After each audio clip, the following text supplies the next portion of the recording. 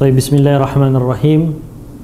Assalamualaikum warahmatullahi wabarakatuh. Waalaikumsalam warahmatullahi wabarakatuh. Alhamdulillahirabbil alamin wassalatu wassalamu ala khairil anbiya'i wal mursalin nabiyyina wa habibina wa sayyidina Muhammadin wa ala alihi wa sahbihi wa man tabi'ahum bi ihsanin ila yaumiddin. Qala Allah tabaraka wa ta'ala fi kitabihil karim, A'udzu billahi minasyaitonir rajim. Ya ayyuhalladzina amanu taqullaha haqqa tuqatih wa la tamutunna illa wa antum muslimun. Qala sallallahu alaihi wasallam, man salaka tariqan yaltamisu fihi ilma sahalallahu bihi tariqan ilal jannah. Amma ba'd, jamaah yang dirahmati oleh Allah Subhanahu wa taala. Alhamdulillah, kita panjatkan puja dan puji syukur kita kepada Allah Subhanahu wa taala yang telah memberikan nikmatnya kepada kita yang tidak terhitung dan tidak akan mampu kita hitung, sehingga kita bisa menjalani sisa-sisa kehidupan kita dengan amal-amal kebaikan yang insyaallah Allah terima.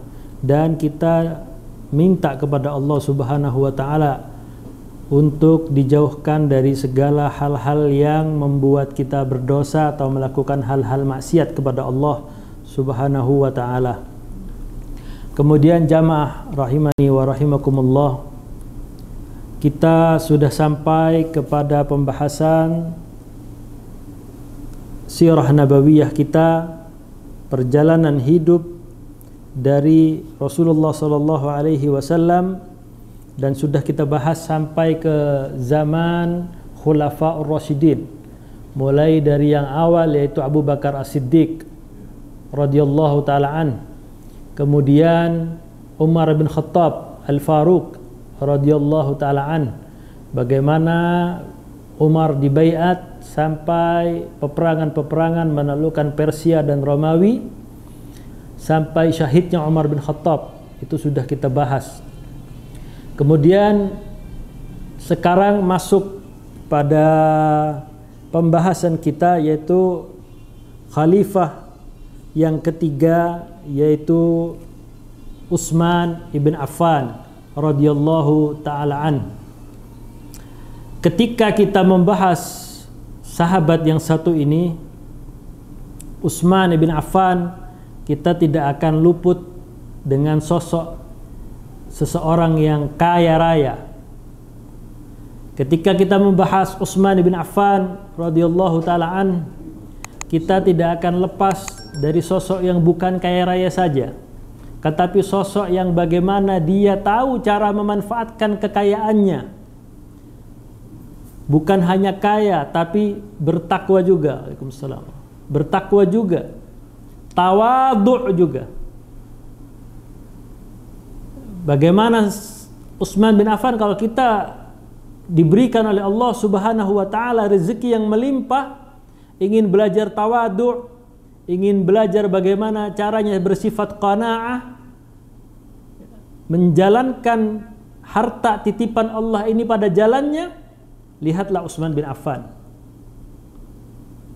Satu-satunya sahabat yang sampai sekarang tanahnya masih ada di Madinah Al-Munawwarah dan menjadi hotel yang besar. Itu hotel wakaf Utsman bin Affan. Bagaimana mungkin orangnya sudah meninggal 1446 tahun yang lalu, kan tapi amalnya sampai sekarang. Jadi Utsman bin Affan ini seorang sahabat Nabi yang kaya raya, yang bertakwa kepada Allah. Jarang ada orang kaya raya bertakwa. Kalau ada itu bonus plus luar biasa itu. Biasanya orang itu, manusia itu diuji, kalau nggak kaya, kaya banget, diujinya dengan harta. Kalau nggak, diuji dengan kemiskinan. Ujiannya orang itu beda-beda. Tapi aktsaruhum, ujian itu kalau nggak diberi harta yang lebih, itu ujian buat dia. Atau enggak kemiskinan yang sangat berlebih, itu otomatis banyak ujian-ujian yang Allah berikan kepada hambanya. Untuk apa Allah berikan ujian ini? Untuk apa Allah memberikan ujian kepada manusia? Jawabannya ada di surat Al-Mulk. Liyabluwakum ayyukum ahsanu amala. Untuk menguji kalian, siapa di antara kalian ini yang ahsanu amala, yang paling baik amalnya. Jadi ketika kita membahas Utsman bin Affan radhiyallahu taala an, maka kita tidak akan luput. Ya. Utsman adalah seorang tajir, pedagang yang bertakwa kepada Allah, yang zuhud. Dia tidak menampakkan kekayaannya sama sekali. Ia menginfakkan hartanya di jalan Allah Subhanahu wa taala. Dan dia, Utsman bin Affan radhiyallahu taala an, dibaiat oleh kaum muslimin dan ashabus syura, para sahabat radhiyallahu taala anhum jami'an, untuk menjadi khalifah pengganti dari Umar bin Khattab radhiyallahu taala anhum jami'an. Memang di zaman Umar Al-Faruq radhiyallahu taala an, pintu fitnah tertutup. Memang di zaman Umar Al-Faruq tidak ada satu orang pun yang berani untuk menyebarkan api fitnah. Akan tetapi di zaman Utsman bin Affan, ini adalah celah yang baik, kesempatan yang bagus untuk para fattan, orang-orang yang kerjaannya nggak ada kerjaan lain, kerjaannya tukang fitnah, untuk menyebarkan hoax-hoax, fitnah-fitnah di zaman Utsman. Karena tahu karakter Utsman itu lemah lembut. Beda dengan Abu Bakar. Abu Bakar lemah lembut tapi tegas. Utsman juga tegas sebenarnya, cuma lebih ke arah lemah lembut. Itulah Sayyidina Utsman radhiyallahu taala an. Di mana Utsman ini radhiyallahu taala an diangkat menjadi khalifah pada usia 70 tahun. Sudah masa yang uzur. Ya. Rasulullah wafat 63 tahun. Abu Bakar Siddiq 63 tahun. Umar bin Khattab ya kurang lebihnya sama, antara 60 sampai 65. Ini Utsman bin Affan 70 tahun baru diangkat menjadi khalifah pengganti dari Umar bin Khattab. Utsman ini lebih muda dari Rasulullah 7 tahun atau 6 tahun. Karena Utsman bin Affan ini wulida, dilahirkan ba'da amal fil bisittati sana. 6 tahun setelah kejadian pasukan gajah Abraha, itu baru dilahirkan Utsman bin Affan. Jadi lebih muda Utsman 7 tahun, 6 sampai 7 tahun. Utsman bin Affan ini bukan orang lain, meskipun anggap saja beliau tidak menikah dengan kedua anaknya Rasul, yaitu Ruqayyah dan Ummu Kulsum, tetap nasabnya bersambung kepada Rasulullah sallallahu alaihi wasallam. Kita bahas secara nasab dulu. Utsman bin Affan itu mempunyai nasab Utsman bin Affan bin Abil As bin Umayyah bin Abdussyams bin Abdi Manaf bin Qusay bin Kilab, sampai seterusnya sama dengan Nabi. Ketemunya di mana? Ketemunya di bin Abdi Manaf. Yang kita ketahui, suku Quraisy itu terbagi menjadi 10 atau 11 kabilah besar. Yang pertama Banil Haris. Di situ ada Abu Ubaidah bin Jarrah. Ini suku Quraisy aja ya. Terbagi menjadi 11 kabilah besar. Ada Uqbah bin Nafi'. Kemudian yang kedua Bani Amir bin Lu'ay. Ada Suhail bin Amr. Suhail bin Amr ini sebelum beliau radhiyallahu taala an masuk Islam, Fathu Makkah, ya, itu disebut dengan Khatibul Quraisy. Orang yang ahli diplomasi, orang yang ahli berpidato, itu Suhail bin Amr. Mempunyai anak Abu Jandal. Ma'ruf ya namanya ya, Abu Jandal. Kemudian ada Bani Adi, sudah 3. Pertama Bani Al-Haris, yang kedua Bani Amir bin Luhai, kemudian Bani Adi. Bani Adi ini bani yang sangat terkenal, yaitu melahirkan Umar bin Khattab. Umar bin Khattab itu dari suku Quraisy, dari Bani Adi. Kemudian ada Bani Taim, kabilahnya Abu Bakar As-Siddiq. Kemudian ada Bani Jumah, ada Bani Saham. Bani Saham ini orang yang terkenal di Bani Saham adalah Amr bin As, politikus, ahli strategi, Amr bin As. Kemudian ada Bani Zuhrah, ada Sa'ad bin Abi Waqqas, sahabat Nabi. Kemudian ada Bani Abduddar. Di situ ada Utsman bin Talhah. Ya. Utsman bin Talhah ini sejak dulu sebelum Islam, Bani Abduddar sampai sekarang itu jadi juru kunci yang memegang kunci Ka'bah sampai sekarang. Itu dari keturunannya Utsman bin Talhah, yang sampai sekarang diwakili dengan Bani Syaibah. Jadi dari dulu Bani Abduddar diberikan tugas oleh Darun Nadwah, perkumpulan mereka, untuk membicarakan sesuatu. Orang-orang Quraisy itu kumpul di Darun Nadwah. Itu tugasnya dari Bani Abduddar adalah memegang kunci Ka'bah. Kemudian ada Bani Abdi Manaf. Bani Abdi Manaf ini terbagi 2. Yang pertama adalah Bani Abdus Syams, melahirkan Utsman bin Affan radhiyallahu taala an. Dan ada Bani Umayyah, melahirkan Abu Sufyan radhiyallahu taala an.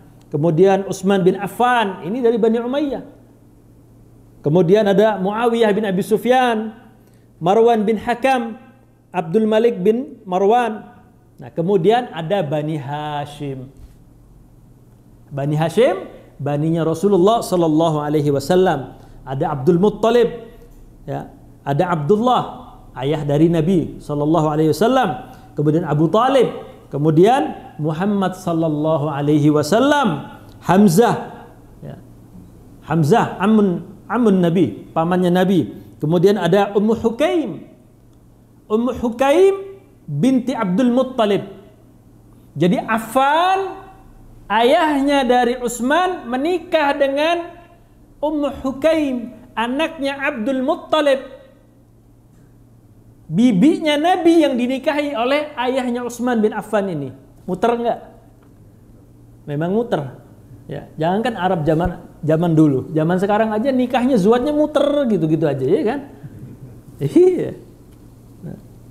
Jadi Ummu Hukaim dinikahi oleh Affan. Ummu Hukaim ini disebut dalam ahli sejarah, orang ulama-ulama sejarah muarrikhin, disebut dengan Al-Bayda. Entah kenapa disebut Al-Bayda. Yang kita fahami Al-Bayda putih. Ya. Kalau disebutnya Sauda, hitam. Sudan, kenapa disebut Sudan? Tidak mau mendiskriminasikan orang-orang Sudan.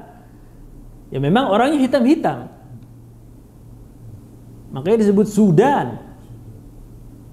Cari sama saya satu orang Sudan yang putih. Tidak ada. Asli Sudan nggak ada. Nah, Ummu Hukaim ini namanya adalah Arwa. Kunyahnya Ummu Hukaim, julukannya juga Al-Bayda, sebutannya. Contohnya Aisyah Ummul Mukminin radhiyallahu taala an, ya, dipanggil oleh Nabi Humaira, yang mempunyai pipi merahan. Kemudian ada Sofiyah. Kemudian ada Abu Lahab. Itu dari Bani Hashim. Kemudian ada Bani Asad. Yang ke-10 Abdullah bin Zubair. Kemudian ada Khadijah. Siapa Khadijah? Istri Nabi. Muter itu, suku Quraisy itu muter. Pernikahannya mereka itu aja. Kemudian ada Bani Makhzum yang ke-11.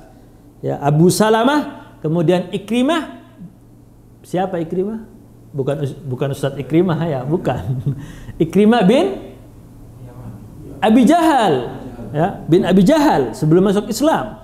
Kemudian adalah Khalid ibnul Walid, itu dari kabilah Bani Makhzum. Itu 11 kabilah besar Quraisy. Jadi Utsman ini bukan main-main juga. Al-Qurashi dari Umayyah bin Abdis Syams. Ibunya Arwa binti Abdul Muttalib. Nah, disebutnya Hukaim. Ada pertanyaan, Abdul Muttalib disebut oleh para ustadz, para dai, para syekh. Siapa nama aslinya Abdul Muttalib ini?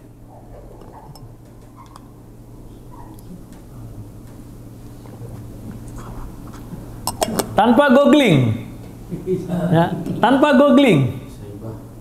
Nah, googling, ya, Syaibah. Namanya Syaibah. Kenapa? Wallahu ta'ala alam bissawab. Ada riwayat yang mengatakan Abdul Muttalib ini dari lahir rambutnya sudah putih. Makanya dikasih nama Syaibah. Ada ayatnya dalam Quran, wasta'alar ra's Syaibah. Rambutku sudah mulai memutih, ayatnya ada. Makanya keturunan-keturunan Arab yang ada di Indonesia udah ada ubahnya sedikit, oh ini udah sebeh sekarang. Nah, itu dari Syaibah, disebutnya sebeh. Nama Abdul Muttalib adalah Syaibah. Kemudian jamaah yang dirahmati oleh Allah Subhanahu wa taala, Darun Nadwah ini mempunyai ketua. Sebelum kita bahas Utsman, kita harus tahu terlebih dahulu. Ini ada yang nggak bisa terlewat dalam pelajaran sejarah ini. Harus dibahas satu persatu dan detail. Karena nanti salah sedikit, pemahaman kita tergelincir. Salah penyampaian sedikit akan terkena fitnah juga. Terutama yang menyampaikan. Jadi Darun Nadwah ini mempunyai ketua. Siapa ketuanya? Yaitu Bani Abdiddar. Kemudian pemegang panji perang. Jadi mereka orang Arab disebut jahiliyah, disebut bodoh. Itu bukan bodoh secara akalnya nggak bodoh. Jahiliyah karena mereka menyembah dan beribadah kepada asnam, berhala. Tapi secara akal, nalar mereka pintar. Di zaman itu mereka sudah membagi. Ini loh tugas-tugas ente-ente orang. Gitu. Pemegang panji perang itu Bani Abdiddar juga. Kemudian ada Qiyadah. Itu Bani Abdis Syams, putra dari Abdi Manaf. Qiyadah ini urusan haji wal umrah. Kemudian Hijabah, Abdiddar juga. Kemudian Siqayah war Rifadah. Siqayah war Rifadah memberikan makanan dan minuman bagi tamu-tamu Baitullah, baik ibadah haji maupun umrah.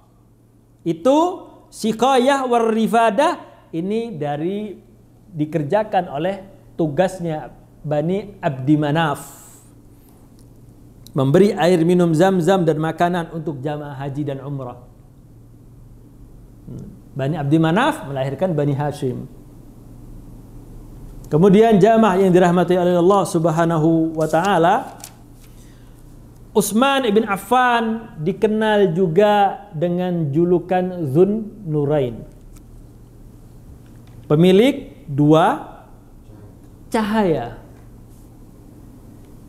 Karena pernikahannya dengan dua putri dari Nabi Muhammad sallallahu alaihi wasallam. Allahu akbar. Dua putrinya Nabi loh, dinikahi oleh Utsman bin Affan. Kalau kita putrinya Pak RT aja boro-boro kita bisa nikahin. Ini dua putrinya Nabi. Kata Rasulullah, seandainya saya punya putri lagi, saya nikahkan lagi sama Utsman. Ada kisah yang menarik. Sebelum Utsman menikah dengan Ruqayyah, jadi Ruqayyah ini menikah terlebih dahulu. Dengan siapa coba tebak menikahnya Ruqayyah ini? Ruqayyah binti Muhammad sallallahu alaihi wasallam sebelum usia 9 tahun atau sebelum usia 11 tahun atau 10 tahun itu Ruqayyah menikah dengan sepupunya sendiri, yaitu Utbah bin Abu Lahab. Sempat menikah. Ruqayyah menikah dengan Utbah bin Abu Lahab, pamannya Nabi, mengambil menantu ponakannya sendiri. Gak ada masalah. Masalahnya muncul ketika Rasulullah mendakwakan la ilaha illallah Muhammadur Rasulullah. Pecah permasalahan itu. Kemudian permasalahannya muncul sampai disuruh oleh Abu Lahab, wahai Utbah, ceraikan istrimu. Kenapa? Karena turun surat Al-Lahab. Disebut secara sarahah, secara langsung oleh Allah. Tabbat yada abi lahabi wa tab. Sebut jelas. Utsman dari dulu memang sudah kepingin nikah dengan Ruqayyah. Setelah mendengar kabar Ruqayyah diceraikan oleh Utbah bin Abi Lahab, ya, Utsman ya, otomatis setelah selesai iddahnya ya, Utsman melamar dan diterima oleh Rasulullah sallallahu alaihi wasallam.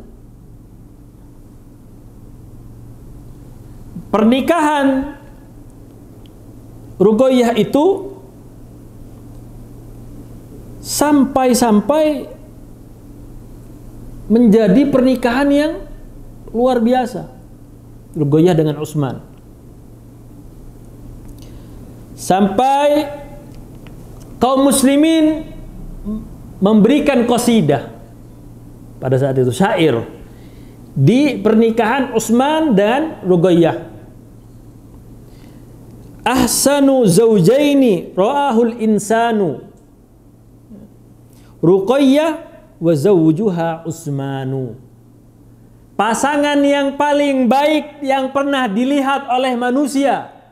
Siapa? Ruqayyah wa zawjuha Utsmanu. Ruqayyah bintu Muhammad dan suaminya yaitu Utsman bin Affan.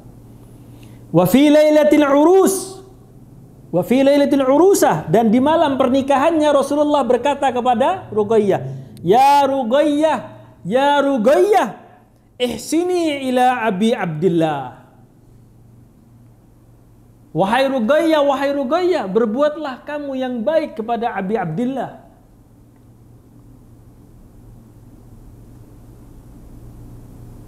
Itu nasihat yang baik dari seorang ayah kepada seorang putrinya. Kemudian fa innahu afdalun nasi khuluqan. Karena dia Utsman bin Affan afdalun nasi khuluqan. Sebaik-baiknya manusia akhlaknya itu Utsman. Ini kata Nabi. Itu Utsman bin Affan radhiyallahu taala an. Kemudian jamaah yang dirahmati oleh Allah Subhanahu wa taala, kejadian menarik pada saat perang Badar. Perang Badar terjadi pada tahun 2 Hijrah. Utsman bin Affan sudah menyiapkan bekal, sudah menyiapkan alat perangnya, senjatanya. Ingin ikut di peperangan Badar. Akan tapi qaddarullah, Allah menentukan lain. Ruqayyah ini jatuh sakit. Utsman sudah siap. Kendaraannya sudah disiapkan di depan rumahnya di Madinah. Kemudian Ruqayyah anaknya Rasul jatuh sakit. Rasulullah melarang Utsman untuk ikut. Jangan ikut. Temani saja istrimu. Ya sudah, perintahnya Nabi. Di tahun itu setelah peperangan Badar, belum selesai peperangan Badar, Allah wafatkan Ruqayyah. Wafat Ruqayyah. Nah, setelah pulang, Rasulullah baru tahu. Ya sudah. Seluruh perempuan-perempuan muslimah Ahlul Madinah, sahabiyah menangis. Umar bin Khattab melihat itu. Nah, ini lihat Umar bin Khattab. Nggak boleh timbul sedikit fitnah, nggak boleh zaman Umar. Melihat perempuan-perempuan Madinah menangis karena putrinya Rasul meninggal, wafat, Umar mau marah sama Rasul, biarkan. Emang fitrahnya perempuan. Biarin. Meluapkan bukan emosi, kesedihan perasaannya. Ya emosi. Thayyib. Sama. Kemudian di zaman Umar pun ada namanya Bai'at Ridwan tahtas sajarah. Ayatnya pun ada. Allah meridhoi orang-orang yang berbaiat di tahtas sajarah. Sajaratul Ridwan. Dari zaman Rasul, Abu Bakar itu masih ada pohon itu. Di zaman Umar tebang pohonnya. Karena banyak sahabat yang menggantungkan pedangnya di pohon itu. Wah, ini berhala modern ini. Takut fitnah, tebang oleh Umar. Jadi tidak ada fitnah sama sekali di zaman Umar. Nah, beda dengan di zaman Utsman. Setelah itu Rasulullah menikahkan putrinya lagi yang kedua kali, yaitu Ummu Kulsum, dan memasukkan Utsman bin Affan kepada alumni perang Badar. Meskipun tidak ikut. Tahu kenapa? Innamal a'malu bin niat. Gak sekedar niat saja, ya. Harus dilakukan dengan niat yang sungguh-sungguh. Berkata Imam Nawawi menjelaskan hadis innamal a'malu bin niat, niyatul mu'min khairun min amalihi. Niatnya seorang mukmin aja itu lebih baik dari amalnya. Kalau apa? Dengan syarat muqtarinan bil fi'li. Dengan syarat, kata Imam Syafi'i rahimahullah, muqtarinan bil fi'l. Contoh, kita lagi naik motor atau naik mobil, ada pengamen lewat, kita buka kaca, kita kasih. Itu niat kita apa? Apa kita niat ngasih uang karena dia lagu, ya, menyanyikan sebuah lagu? Apa kita niat sedekah? Beda kan? Kalau kita niatkan cuma, ya udahlah, udah nyanyi, dapat pahala nggak kira-kira? Enggak. Ya kalau kita niatkan sedekah, udah deh, biar cepet dah. Sedekah niatnya. Itu yang membedakan. Makanya muqtarinan bil fi'l, bi fi'lihi. Dengan syarat loh ya, niat seorang mukmin itu lebih bagus daripada amalnya, dengan syarat muqtarinan bil fi'l. Mau bangun sholat tahajud, niat. Tapi tidurnya jam 1 malam. Ya kan? 2:30 harus bangun. Mau HP-nya 14 juga jejer, kagak mungkin dia bangun. Tidak memperbaiki pola tidurnya, tidur lebih awal. Ya, bahkan Rasulullah memakruhkan obrolan setelah sholat isya, obrolan yang mayanfa, nggak ada manfaat, wala dunia wala akhirah. Itu dimakruhkan oleh Rasul. Kemudian contoh lagi, muqtarinan bil fi'l. Ada orang membasuh tangan, basuh wajah, ya. Kemudian membasuh kepala, basuh kaki. Itu orang niatnya mau wudhu apa cuma mau menyegarkan diri? Kalau niatnya nggak berwudhu, ya bukan wudhu. Yang membedakan itu niat. Makanya dalam madhab Imam Syafi'i melazimkan muqtarinan bil fi'l. Niat itu muqtarinan bil fi'l. Dan jangan terpengaruh juga ya dengan obrolan, omongan-omongan, apa ini orang ini mau sholat aja niatnya kenceng amat. Dalam madhab al-Imam Syafi'i, niat itu wajib dalam sholat. Wa talaffudu biha sunnah. Itu dalam madhab Imam Syafi'i. Talaffud, mengucapkan niat itu sunnah dalam madhab Imam Syafi'i. Mau dikit, ya kalau bisa jangan sampai mengganggu orang di sebelahnya.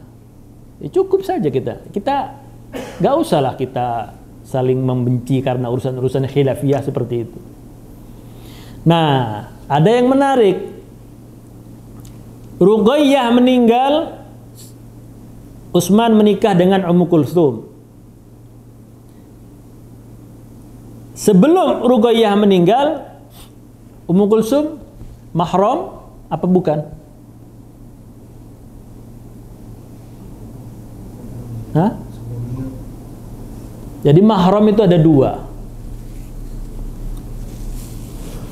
Ada mahram muaqqat, ada mahram mu'abbad. Mahram muaqqat, mahram ya. Mahram muaqqat adalah mahram yang punya waktu. Contohnya Utsman bin Affan menikah dengan Ruqayyah. Ruqayyah punya adik Ummu Kulsum. Ummu Kulsum itu mahramnya, tapi muaqqat. Kapan muaqqatnya? Pada saat kalau Ruqayyah wafat. Setelah Ruqayyah wafat, bisa dinikahi nggak? Bisa. Nah, kalau mahram mu'abbad, sampai kapanpun, mau sampai hujan uang dari langit, tetap haram untuk dinikahi. Ya, abadan. Itu ibu, ya, saudari dari ayah, ya, saudari dari ibu, ponakan, ya, adik kita sendiri. Pokoknya ya itu sampai kiamat tegak itu nggak boleh dinikahi. Itu mahram ada dua, muaqqat dan mu'abbad. Kemudian menikahi Ummu Kulsum radhiyallahu taala an. Makanya disebut Dzun Nurain. Kita masuk kepada Utsman bin Affan radhiyallahu taala an. Annahu musamma bidzin Nurain. Disebut dengan Dzun Nurain li zawajihi min ibnatai Rasulillah sallallahu alaihi wasallam. Ruqayyah wa tuwfiyat yaum intisar al-Badar wa Ummu Kulsum tuwfiyat sanat 9 Hijriah. Ummu Kulsum meninggal pada tahun ke-9 Hijriah, Ruqayyah pada saat peperangan Badar. Nah, di peperangan Uhud akhrajal Bukhari fi sahihi. Imam Bukhari mengeluarkan dalam hadis sahihnya bisanadihi dengan sanadnya an Anasin radhiyallahu taala an sa'idan Nabi sallallahu alaihi wasallam. Jadi setelah peperangan Uhud, Rasul itu menaiki bukit Uhud, wa ma'ahu Abu Bakar wa Umar wa Utsman. Utsman di Badar tidak ikut, di Uhud ikut Utsman. Naik ke bukit Uhud dengan 3 orang sahabatnya, yaitu Abu Bakar, Umar, dan Utsman. Kemudian farajufal jabal. Karena bukit Uhud ini dinaiki oleh Nabi, maka bergetar itu bukit Uhud itu. Ya kayak kalau kata orang Jawa lindu, kalau kata orang bahasa Indonesianya gempa sedikit toh. Kemudian Rasulullah berkata, "Uskun ya Uhud." Diamlah kamu wahai Uhud. Ya. Falaisa 'alaika illa nabi. Bukan orang lain yang ada di atasmu ini wahai Uhud, melainkan Nabi. Wasiddiq. Ingat, garis bawah ini. Wasiddiq siapa? Abu Bakar. Wa syahidani dan syahidani dan 2 orang syahid. Kira-kira nih, kalau kita yang berada di bukit Uhud dikatakan itu uskun ya Uhud, fama 'alaika illal nabi wasiddiq wa syahidani. Bingung nih yang syahid yang mana nih? Kita masih hidup semua nih. Waduh, ya kan, utang belum aneh bayar ya kan? Nah, cicilan belum lunas. Aduh, gimana nih? Syahid deh. Mau, cuma gimana lagi Ustaz? Kita masih banyak tanggungan nih. Mikirnya begitu. Tapi Rasul jauh-jauh hari di waktu Uhud mengatakan, uskun ya Uhud, falaisa 'alaika illa an-nabiyyu wasiddiq wa syahidani. Ini ada Siddiq, Abu Bakar wa syahidani. Bukankah Umar syahid? Bukankah Utsman radhiyallahu taala an syahid?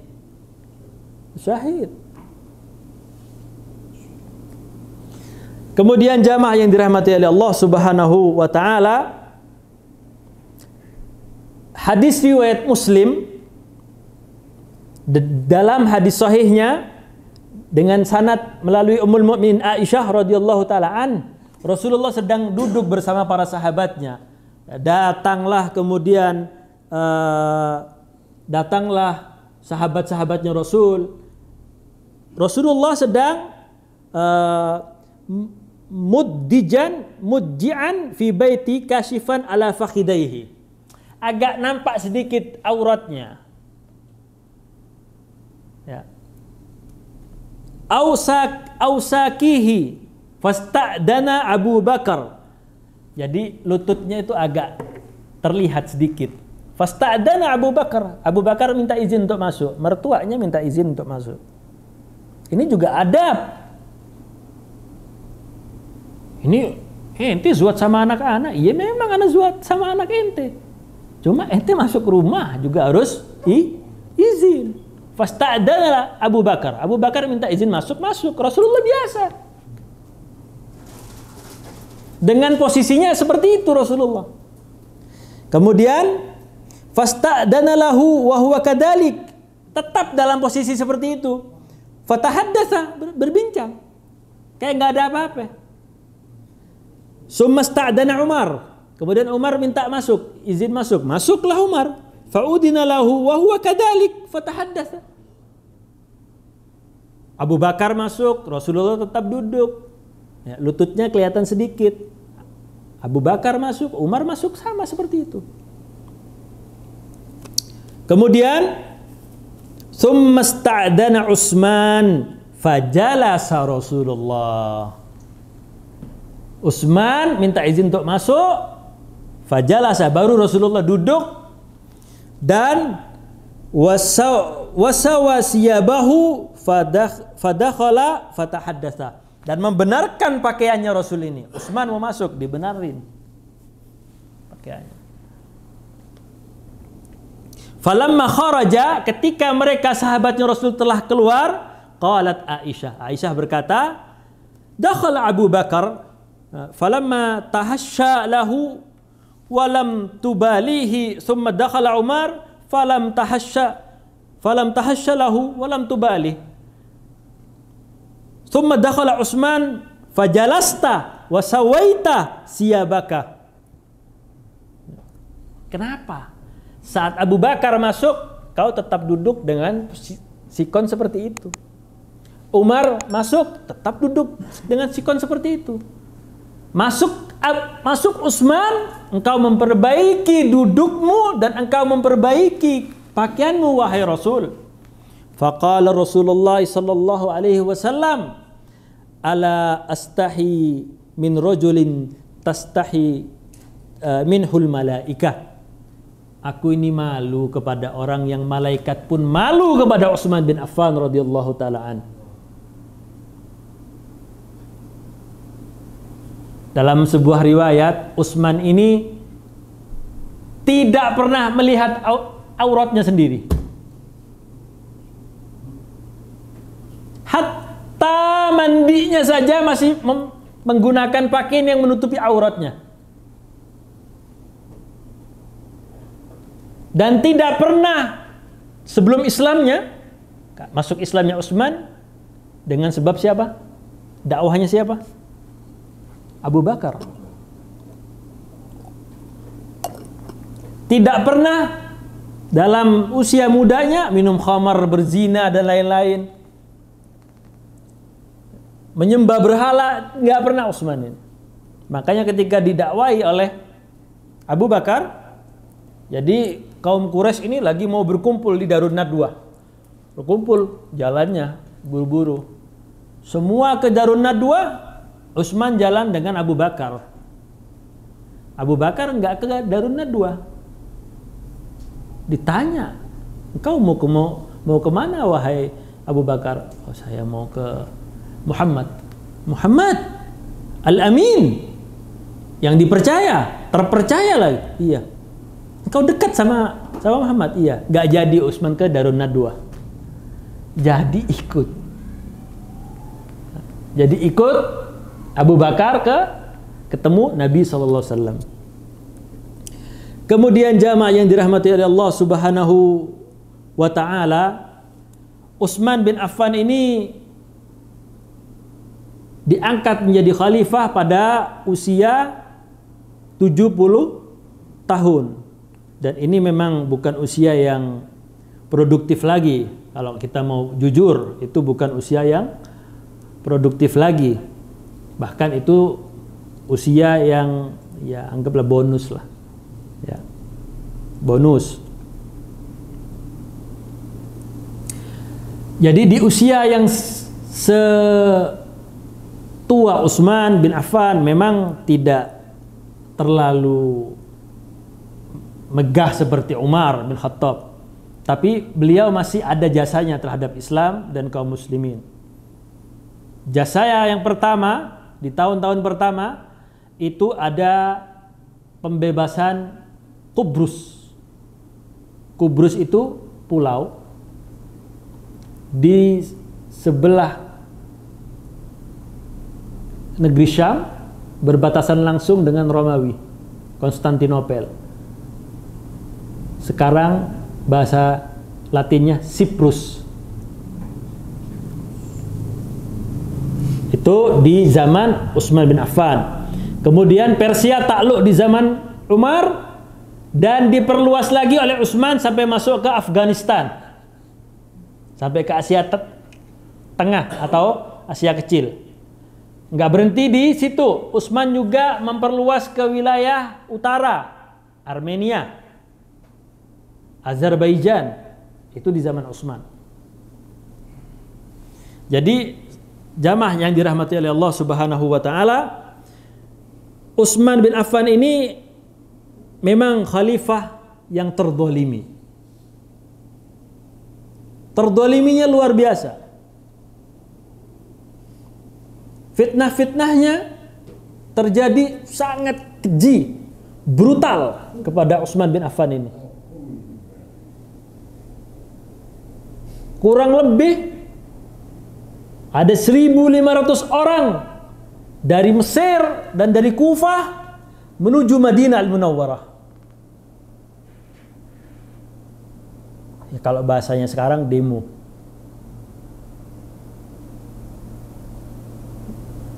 Karena Utsman dianggap oleh mereka menjadikan pemimpin-pemimpin di sebuah wilayah atau gubernur-gubernur itu dari keluarganya sendiri.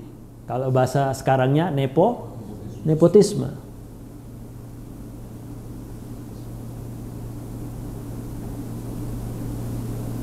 Amr bin As dicopot dari gubernur Mesir. Bahkan Amr bin As yang menaklukkan Mesir pada zaman Umar. Abu Musa Al-Ash'ari Al-Yamani itu dicopot juga dari Basrah. Banyak yang dicopot.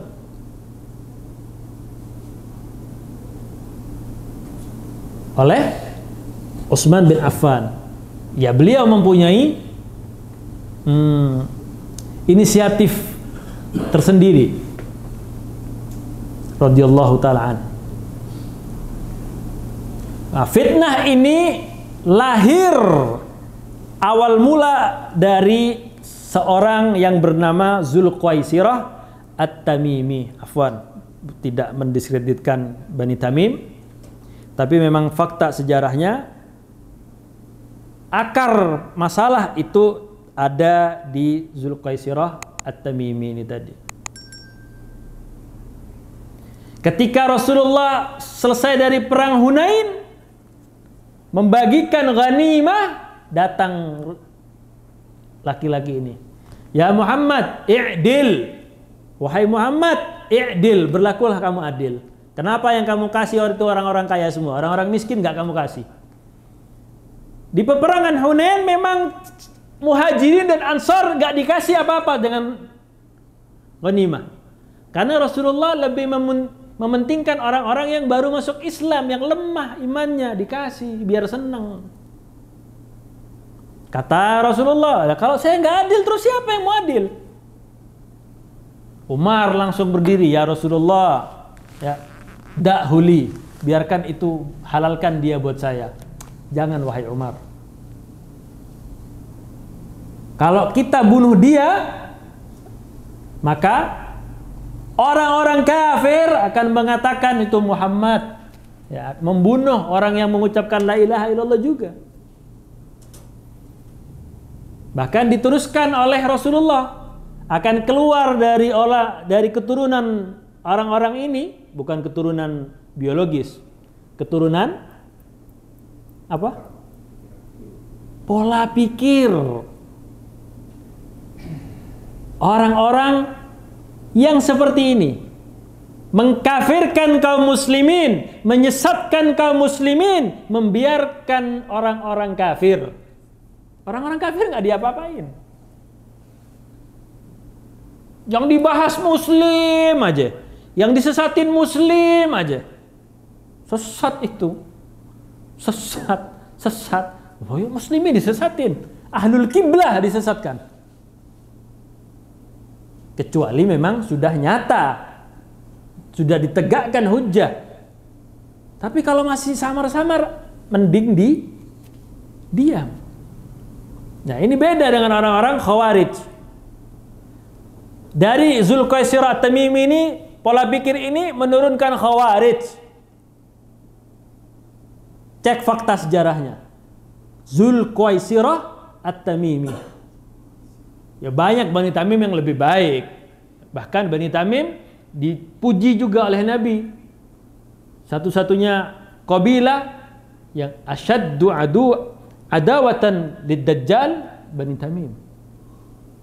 Kabilah Bani Tamim yang paling keras permusuhannya terhadap Dajjal nanti Bani Tamim. Kemudian jamaah yang dirahmati oleh Allah Subhanahu wa taala. Nah, Rasulullah sudah mengabarkan kepada kita dalam sebuah hadis yang sahih. Rasulullah bersabda, "Saya khuruju fi akhiriz zaman qaumun ahdasul asnan." akan keluar pada akhir suatu zaman, akhir zaman suatu kaum ahdasul asnan, yang umurnya itu masih muda. Sufahaul ahlam, sedikit ilmunya. Ya gimana orang masih muda? Sedikit ilmunya. Kemudian yaquluna, mereka membawa kata-kata, mereka berkata, mereka mengatakan qaula khairul bariyah. Mereka bawa kata-kata orang yang paling baik. Jadi mereka ini membawa perkataan dari sebaik-baik manusia. Yaqra'una al-Qur'an, mereka membaca Al-Qur'an, la yujawizu hanajirahum. Bacaan Quran mereka itu gak lebih dari kerongkongannya saja. Karena kita ini diperintahkan untuk baca Quran dan mentadabburi Al-Quranul Karim. Kemudian hanajirahum yamruquna minad din kama yamruqus sahamu minar ramiyah. Mereka ini keluar terlepas dari agama seperti terlepasnya anak panah dari busurnya. Itulah sifat-sifat khawarij. Dikit-dikit orang berbohong kafir, orang berzina kafir, pokoknya semua dosa kafir. Masih ada nggak zaman sekarang? Nggak ada. Ente bohong, kafir ente, nggak ada. Sekarang lebih diperhalus dengan bahasa sesat. Sesat, gampang banget. Sesat. Hanya perbedaan, ya Allah ya Karim, perbedaan furu'iyat yang tidak menyebabkan seseorang itu batal keislamannya. Tapi sama orang kafir, welcome. Welcome to my home. Sama kaum muslimin, siapa itu? Oh, beda pengajian, tutup deh pintunya, ya Hanu nggak ada orang di bed. La haula wala quwata illa billah. Suami istri cerai pisah gara-gara ini beda manhaj. Islam sama Islam, kiblatnya sama Ka'bah, tawafnya sama 7 kali, sa'inya 7 kali, zakatnya 2,5% sama. Salatnya 5 waktu sama, zuhur 4 rakaat. Hanya persoalan manhaj. Udah terus terang aja udah. Ini musibah. Di mana kesatuan kaum muslimin? Dipisah-pisah dengan hal-hal seperti ini. Keras dalam urusan-urusan furu', urusan-urusan yang sudah memang jadi khilaf di antara para ulama madhab. Tapi dalam urusan usul, urusan yang penting, mereka diam, 1000 bahasa. Saudara kita di Palestina dibombardir, dihantam oleh Israel, oleh Yahudi. Ada orang-orang yang menolong orang-orang Palestina, berjuang demi tanah negaranya, demi agamanya. Hamas. Dikatakan, oh ini Hamas, ini pemimpinnya malah nggak ikut perang, malah tinggal di Qatar, hotel bintang 5. Wah, ini perkataan yang zalim. Kita lihat Insinyur Soekarno. Apakah Insinyur Soekarno ikut berperang? Nggak. Tokoh politik sama tokoh peperangan berbeda. Kalau Insinyur Soekarno ikut berperang, kemudian ditakdir oleh Allah meninggal pada saat perang, siapa yang mau proklamasi? Gak ada. Ya mungkin ada tokoh yang lain, tapi tokoh yang paling menonjol Bung Karno. Ya bedakan dengan Panglima Sudirman, Diponegoro, itu memang pahlawan-pahlawan di medan peperangan. Jadi orang itu ada porsinya masing-masing. Silet dan pisau sama-sama tajam. Tapi pisau kita pakai buat gunting jenggot kita, sobek. Silet kita pakai buat ngiris daging, nggak bisa. Orang ada porsinya masing-masing, nggak bisa disamakan. Jadi kaum muslimin di Palestina dibombardir, kita diem aja. Hijrah sono dulu dah. Oh, hijrah. Jadi ada Belanda VOC datang jajah Indonesia, Indonesia masih lemah, hijrah dulu deh, ntar kalau kuat balik lagi. Hatta pakai bambu runcing dilawan sama orang Indonesia. Yang penting nggak pakai jimat. Ya. Akhirnya naik pagar, jimatnya nyangkut, meninggal. Ya, itu khurafat, tahayulat, jimat-jimat itu nggak ada. Nah, itu dari dukun-dukun yang bodoh saja. Kemudian jamaah yang dirahmati oleh Allah Subhanahu wa taala. Jadi diganti, ya sudah.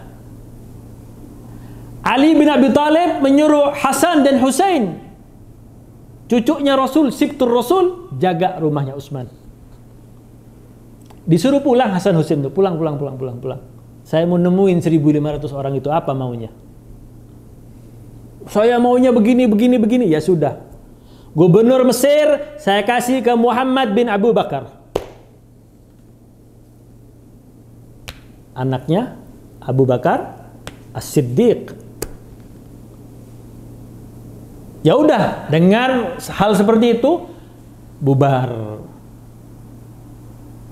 Para orang-orang yang datang ini bubar, mau masuk Mesir, terjadilah hal-hal yang menyebabkan fitnah. Fitnahnya yaitu sebelum masuk Mesir, kelompok atau gerombolan ini mau masuk Mesir dengan senang karena sudah permintaannya dipenuhi. Ya, Amr bin As diganti dengan Muhammad bin Abi Bakar. Mau masuk Mesir, menangkap seseorang dengan menggunakan surat dengan khatam resmi Amirul Mukminin. Khatamnya adalah stempel, materai. Kalau zaman sekarang kan materai 10.000. Kalau zaman dulu khatam, dicap gitu. Atau stempel ini khalifah. Terjadilah fitnah. Diisi khatam tersebut, surat tersebut yang dicap oleh segel pemerintahan, kalau datang kepadamu Muhammad bin Abu Bakar beserta kelompoknya, maka bunuhlah karena mereka adalah pemberontak. Marahlah Muhammad bin Abu Bakar bersama muslimin yang lain. Baru kok sudah mengkhianati ini.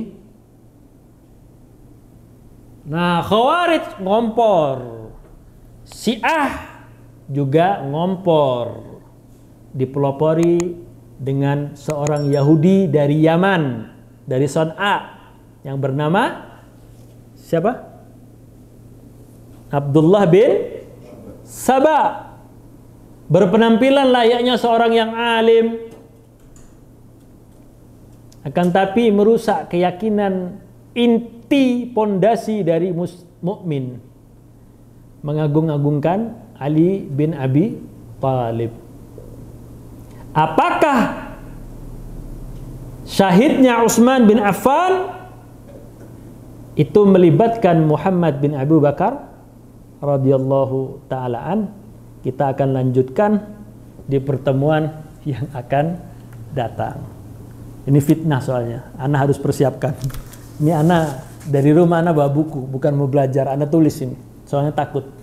Ya, karena ini permasalahan khilaf, perbedaan antara sahabat. Bagaimana Ahlus Sunnah menyikapinya? Diam. Pikirkan, oh ternyata yang lebih benar yang ini. Dalam hati aja, gak usah berkomentar. Itu sikap Ahlus Sunnah wal Jamaah dalam menyikapi khilaf, perbedaan pendapat. Apakah Muhammad bin Abu Bakar termasuk atau menjadi otak atau pelaku pembunuhan dari Utsman bin Affan?